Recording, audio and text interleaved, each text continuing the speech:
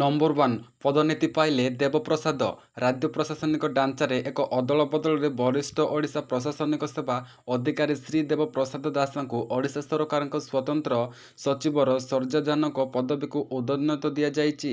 ଶ୍ରୀ ଦାସଙ୍କୁ ସୂଚନା ଏବଂ ଲୋକସେବା ବିଭାଗରେ ନିର୍ଦ୍ଦେଶକ ଭାବରେ ଅତିରିକ୍ତ ଦାୟିତ୍ୱ ଦିଆଯାଇଛି। ପୂର୍ବରୁ ଓଡ଼ିଆ ଭାଷା ସାହିତ୍ୟ ଏବଂ ସଂସ୍କୃତି ବିଭାଗରେ ଯୁଗ୍ମ ସଚିବ ଭାବରେ କାର୍ଯ୍ୟ କରୁଥିବା ଶ୍ରୀ ଦାସ ବର୍ତ୍ତମାନ ସେହି ବିଭାଗର ସ୍ୱତନ୍ତ୍ର ସଚିବ ଭୂମିକା ଗ୍ରହଣ କରିବେ। ସାଧାରଣ ପ୍ରଶାସନ ଏବଂ ସାଧାରଣ ଅଭିଯୋଗ ବିଭାଗ ଆଜି ଏକ ବିଜ୍ଞପ୍ତି ଜାରି କରି ପଦୋନ୍ନତି ଏବଂ ପରବର୍ତ୍ତୀ ନିଯୁକ୍ତି ଘୋଷଣା କରିଛି। ଏହି ପଦୋନ୍ନତି ଶ୍ରୀ ଦାସଙ୍କ ବର୍ଷର ଉତ୍ସର୍ଗୀକୃତ ସେବା ଏବଂ ରାଜ୍ୟ ପ୍ରଶାସନ ପ୍ରତି ତାଙ୍କର ଅବଦାନକୁ ସ୍ୱୀକୃତି ଦିଏ।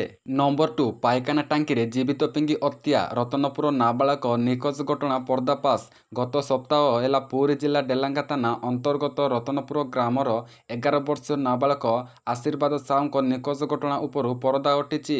ଆଶୀର୍ବାଦଙ୍କ ହାତ ଗୋଡ଼କୁ ବାନ୍ଧି ତାଙ୍କ ପାଟିକୁ ଟେପ୍ ସିଲ୍ କରି ସମ୍ପର୍କୀୟ ଦାଦା ବାପି ଓରଫ ପ୍ରଭାର ସାହୁ ପାଇଖାନା ଟାଙ୍କିରେ ଫିଙ୍ଗି ଦେଇଥିବା ଜଣାପଡ଼ିଛି। କାଲି ଭୋରୁ ଡେଲାଙ୍ଗା ଥାନା ପୁଲିସ ଶବ ଜବତ କରିଛି। ଅନ୍ୟପଟେ ଏହି ମାମଲା ମୁଖ୍ୟ ଅଭିଯୋଗ ବାପିଙ୍କୁ ପୁଲିସ ଅଟକ ରଖି ପଚରାଉଚରା ଚଳାଉଥିବା ବେଳେ ଏହି ଘଟଣା ତଦନ୍ତ ଶୀଘ୍ର କରାଯିବ ବୋଲି ଏସ୍ପି ବିନୀତ ଅଗ୍ରୱାଲ ପ୍ରତିଶ୍ରୁତି ଦେଇଛନ୍ତି। ଆଶୀର୍ବାଦଙ୍କ ପରିବାରକୁ କ୍ଷତିପୂରଣ ବାବଦକୁ 1 କୋଟି ଟଙ୍କା ଦେବା ପାଇଁ ସରକାରଙ୍କ ପାଖରେ ଗ୍ରାମବାସୀମାନେ ଦାବି ରଖିଛନ୍ତି। ସେପଟେ ଗତ ସୋମବାର ଗାଁ ଲୋକେ ଡେଲାଙ୍ଗା ବଜାର ରାସ୍ତା ରୋକିଥିଲେ। ନମ୍ବର 3 ଖରା ବଳିଲେ ଆବଶ୍ୟକ ସ୍ଥଳେ ଜିଲ୍ଲାପାଳମାନେ ସ୍କୁଲ ବନ୍ଦ ନିଷ୍ପତ୍ତି ନେଇପାରିବେ କହିଲେ ସୁରେଶ ପୂଜାରୀ। ରାଜ୍ୟରେ ପ୍ରଚଣ୍ଡ ଗ୍ରୀଷ୍ମ ପ୍ରଭାବ ନେଇ ପ୍ରତିକ୍ରିୟା ରଖିଛନ୍ତି ରାଜସ୍ୱ ଓ ବିପର୍ଯ୍ୟୟ ପରିଚାଳନା ମନ୍ତ୍ରୀ ସୁରେଶ ପୂଜାରୀ। ସେ କହିଛନ୍ତି ବର୍ତ୍ତମାନ ସ୍କୁଲ ସକାଳୁ ଅଛି। ଏସ୍ଓପି ବାହାରେ ନିଷ୍ପତ୍ତି ନେବା ପାଇଁ ଜିଲ୍ଲାପାଳମାନଙ୍କୁ ଅଧିକୃତ କରାଯାଇଛି। ଆବଶ୍ୟକ ପଡ଼ିଲେ ସେମାନେ ସମ୍ପୃକ୍ତ ଜିଲ୍ଲାର ସ୍କୁଲ ବନ୍ଦ ନିଷ୍ପତ୍ତି ନେଇପାରିବେ। ଜିଲ୍ଲାପାଳମାନେ ଅଧିକୃତ ଯେଉଁ ସ୍ଥାନରେ ନିର୍ଦ୍ଦିଷ୍ଟ ତାପମାତ୍ରାଠାରୁ ଅଧିକ ତାପମାତ୍ରା ବଢ଼ିବ ସେଠାରେ ଜିଲ୍ଲାପାଳମାନେ ଅନୁଭବ କରିବେ ସେମାନେ ସ୍ୱତନ୍ତ୍ର ନିଷ୍ପତ୍ତି ନେଇପାରିବେ। ସାରା ଓଡ଼ିଶାରେ ଗ୍ରୀଷ୍ମ ପରିସ୍ଥିତି ପାଇଁ ଖୁବ୍ ଶୀଘ୍ର ସମୀକ୍ଷା ହେବ। ଦିନେ 2 ଦିନ ମଧ୍ୟରେ ଆଲୋଚନା କରାଯିବ ଏବଂ ଅଧିକ ନିର୍ଦ୍ଦେଶାବଳୀ ଜାରି କରାଯିବ। ରାଜ୍ୟ ପାଇଁ ଯେଉଁ ଏସ୍ଓପି ଜାରି ହୋଇଛି ତାର ବାହାରେ ଲୋକମାନଙ୍କ ଜୀବନ ରକ୍ଷା ପାଇଁ ଯାହା ଯାହା ପଦକ୍ଷେପ ନେବା କଥା ନେଇପାରିବେ। ନମ୍ବର 4 ଚଳିତ ବର୍ଷ ଆଗୁଆ ହେବ ଖରା ଛୁଟି। 2 ଦିନିଆ ନିଆଯିବ ସ୍କୁଲ ଛୁଟି ନେଇ ବଡ଼ ନିଷ୍ପତ୍ତି। ଚଳିତ ବର୍ଷ ଖରା ଛୁଟି ନେଇ ଆସନ୍ତା 2 ଦିନରେ ନିଆଯିବ ନିଷ୍ପତ୍ତି। ଏନେଇ ବଡ଼ ସୂଚନା ଦେଇଛନ୍ତି ରାଜସ୍ୱ ବିପର୍ଯ୍ୟୟ ପରିଚାଳନା ମନ୍ତ୍ରୀ ସୁରେଶ ପୂଜାରୀ। ଆଗୁଆ ଖରା ଛୁଟି ପାଇଁ ମୁଖ୍ୟମନ୍ତ୍ରୀ ମୋହନ ମାଝୀଙ୍କୁ ପ୍ରସ୍ତାବ ଦିଆଯାଇଛି। ମେ 6 ତାରିଖ ପର୍ଯ୍ୟନ୍ତ ଆଗୁଆ ଛୁଟି ପ୍ରଦାନ ପାଇଁ ପ୍ରସ୍ତାବରେ ଉଲ୍ଲେଖ କରାଯାଇଛି। ଖରାକୁ ଦୃଷ୍ଟିରେ ରଖି ଏ ପ୍ରକାର ନିଷ୍ପତ୍ତି ନିଆଯାଇଥିବା କହିଲେ ମନ୍ତ୍ରୀ। ତାପମାତ୍ରା ବୃଦ୍ଧି ପାଇଥିବାର କାରଣରୁ ବିଭିନ୍ନ ବିଭାଗ ସହ ରାଜସ୍ୱ ବିଭାଗ ଆଲୋଚନା କରିଛି ଛୁଟି ନେଇ ଆଲୋଚନା କରାଯାଇଛି। ଖରା ବଳିଲେ ଅଙ୍ଗନବାଡ଼ି ବନ୍ଦ କରାଯିବ। ଛୁଆଙ୍କ ଖାଦ୍ୟ ଘରକୁ ପଠାଇଥିବା ବ୍ୟବସ୍ଥା କରାଯିବ। ତାପମାତ୍ରା ବୃଦ୍ଧିକୁ ଦୃଷ୍ଟିରେ ରଖି ଆଗାମୀ ଦିନରେ ନିର୍ଦ୍ଦେଶନାମା ଜାରି କରାଯିବ। ଏ ସମ୍ପର୍କରେ ଆଜି ସନ୍ଧ୍ୟାରେ ଆଲୋଚନା କରାଯିବ ବୋଲି କହିଛନ୍ତି ରାଜସ୍ୱ ମନ୍ତ୍ରୀ। ନମ୍ବର 5 ଆଇଆଇଟି ଆଇଆଇଏମ୍ରୁ ପଢ଼ି ଲଣ୍ଡନରେ ପାଇଲେ ବଡ଼ ଚାକିରି। ଭାରତ ଫେରି ହେଲେ ଆଇଏଏସ୍। ଆଇଆଇଟି ଆଇଆଇଏମ୍ରୁ ପାଠ ପଢ଼ି ପରେ ଲଣ୍ଡନରେ ଏକ ଭଲ ଚାକିରି ମଧ୍ୟ ପାଇଥିଲେ କିନ୍ତୁ ତାପରେ ଭାରତ ଫେରି ପ୍ରଥମ ପ୍ରୟାସରେ ହିଁ ଆଇପିଏସ୍ ଅଧିକାରୀ ଏବଂ ପରେ ଦ୍ୱିତୀୟ ପ୍ରୟାସରେ ଆଇଏଏସ୍ ହେବାର ସ୍ୱପ୍ନ ପୂରଣ କରିଥିଲେ। କେବଳ ଏତିକି ନୁହେଁ ତାଙ୍କ ସ୍ୱାମୀ ଗଣନନ୍ଦୀନପ ମଧ୍ୟ ଜଣେ ଆଇଏଏସ୍ ଅଧିକାରୀ। ହରିୟାଣାର ରେୱାଡ଼ି ବାସିନ୍ଦା ଆଇଏଏସ୍ ବିଦ୍ୟା ମିଳିତ ମାର୍ଚ୍ଚ 2025ରେ ୟୁପିରେ ଦେଓରିଆ ଜିଲ୍ଲାରେ ଡିଏମ୍ ଥିଲେ।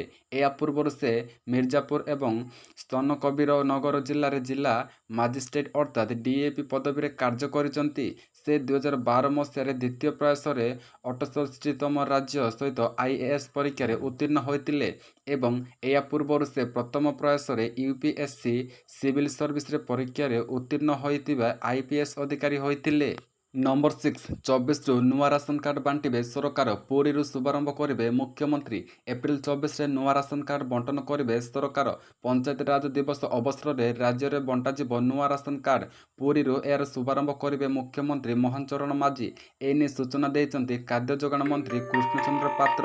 ସେ ଆହୁରି ମଧ୍ୟ କହିଛନ୍ତି ଯେ ଏପ୍ରିଲ 24ରେ ଶୁଭାରମ୍ଭ ପରେ ରାଜ୍ୟରେ ପର୍ଯ୍ୟାୟକ୍ରମେ 5,90,000 ନୂଆ କାର୍ଡ଼ ବାଣ୍ଟିବେ ସରକାର। ଏଥିପାଇଁ ଜିଲ୍ଲାପାଳମାନଙ୍କୁ ମଙ୍ଗଳବାର ସୁଦ୍ଧା ନୂଆ କାର୍ଡ଼ ପ୍ରସ୍ତୁତ କରିବାକୁ ନିର୍ଦ୍ଦେଶ ଦିଆଯାଇଛି। ଅନ୍ୟପଟେ ଏବେ ବି 25 ଲକ୍ଷ ହିତାଧିକାରୀ ଇକେୱାଇସି କରିନାହାନ୍ତି। ସେମାନଙ୍କୁ ଯାଞ୍ଚ କରିବା ପାଇଁ ଅଫିସରମାନଙ୍କୁ ଫିଲ୍ଡ ଭିଜିଟ୍ କରି ରିପୋର୍ଟ ଦେବାକୁ କୁହାଯାଇଛି। ରିପୋର୍ଟ ଆସିବା ପରେ କେଉଁ ହିତାଧିକାରୀ ଅଛନ୍ତି କିଏ ନାହାନ୍ତି କଟାଯିବ। ନମ୍ବର 7 ମୃତ ସରକାରୀ କର୍ମଚାରୀଙ୍କ ପରିବାରକୁ ମିଳିବ ଚାକିରି 3,000ରୁ ଅଧିକ ପରିବାର ପାଇବେ ଲାଭ।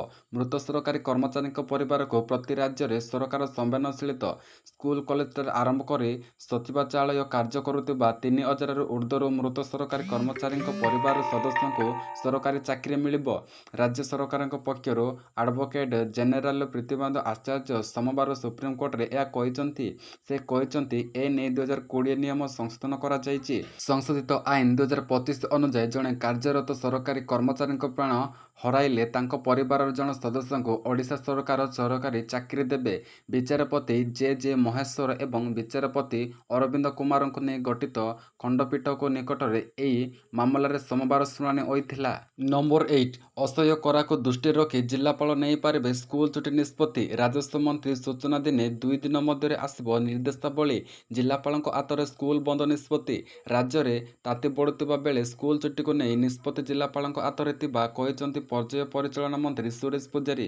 ଏବେ ସ୍କୁଲରେ ସକାଳୁଆ ଥିବା ବେଳେ ଏସଓପି ବାହାରେ ନିଷ୍ପତ୍ତି ନେବା ପାଇଁ ଜିଲ୍ଲାପାଳମାନଙ୍କୁ ଅଧିକୃତ କରାଯାଇଛି। ଆବଶ୍ୟକ ପଡ଼ିଲେ ସେମାନେ ସମ୍ପୃକ୍ତ ଜିଲ୍ଲାର ସ୍କୁଲ ବନ୍ଦ ନିଷ୍ପତ୍ତି ନେଇପାରିବେ ବୋଲି ସୁରେଶ ପୂଜାରୀ କହିଛନ୍ତି। ଯେଉଁ ଜାଗାରେ ନିର୍ଦ୍ଦିଷ୍ଟ ତାପମାତ୍ରାଠାରୁ ଅଧିକ ତାପମାତ୍ରା ବଢ଼ିବ ସେଠାରେ ଜିଲ୍ଲାପାଳ ସ୍ୱତନ୍ତ୍ର ନିଷ୍ପତ୍ତି ନେଇପାରିବେ। ଏହାସହ ସାରା ରାଜ୍ୟରେ ଗ୍ରୀଷ୍ମ ପରିସ୍ଥିତି ପାଇଁ ଖୁବ୍ ଶୀଘ୍ର ସମୀକ୍ଷା ହେବ ନେଇ ମୁଖ୍ୟ ସୂଚନା ଦେଇଛନ୍ତି। ଦିନେ 2 ଦିନ ମଧ୍ୟରେ ଆଲୋଚନା କରାଯିବ ଏବଂ ନିର୍ଦ୍ଦେଶାବଳୀ ଜାରି କରାଯିବ। ନମ୍ବର 9 ପ୍ରକାଶ ପାଇଲା ଆଇଏଏସ୍ ରେଜଲ୍ଟ 2024 48ତମ ସ୍ଥାନରେ ଓଡ଼ିଶାର ରିକିତା ରଥ। ଆଇଏଏସ୍ ରେଜଲ୍ଟ 2024 ପ୍ରକାଶ ପାଇଛି। ଟପ୍ପର ହେଲେ ଶକ୍ତି ଦୁବେ, ଦ୍ୱିତୀୟରେ ରହିଛନ୍ତି ଅର୍ଷିତା ଗୋୟଲ। 48ତମ ସ୍ଥାନରେ ଓଡ଼ିଶାର ରିତିକା ରଥ ରହିଛନ୍ତି। ଡେଙ୍ଗରରେ ଅର୍ଚ୍ଚିତ ପରା 3 ସାଉ ମାର୍ଗ, ଚିରାଗ ଚାରିତ ଆକାଶ ଗର୍ମ ପଞ୍ଚମ, କମଳ କୁନାର ଷଷ୍ଠ, ଆୟୁଷିନୀ ବଙ୍ଗଳେଶ 7ତମ ସ୍ଥାନରେ ରହିଛନ୍ତି।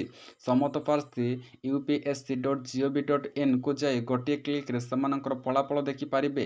ସେହିପରି 95ତମ ସ୍ଥାନରେ ଓଡ଼ିଶାର ଦେବିକା ପ୍ରିୟଦର୍ଶିନୀ ରହିଛନ୍ତି। 96ତମ ସ୍ଥାନରେ ଓଡ଼ିଶାର ଆଦର୍ଶ ଆଚାର୍ଯ୍ୟ, 164ରେ ଦୀପ୍ତି ରଞ୍ଜନ ପ୍ରତି, 175ରେ ରଶ୍ମି ପ୍ରଧାନ, 193ରେ ନୀଳମାଧବ ପ୍ରଧାନ, 198ରେ ଆୟୁଷ୍ମତୀ ସୌମିଶ୍ର ରହିଛନ୍ତି। ତୃତୀୟ ଚେଷ୍ଟାରେ ସଫଳତା ପାଇଥିବା କହିଲେ ରିକିତା ରଥ।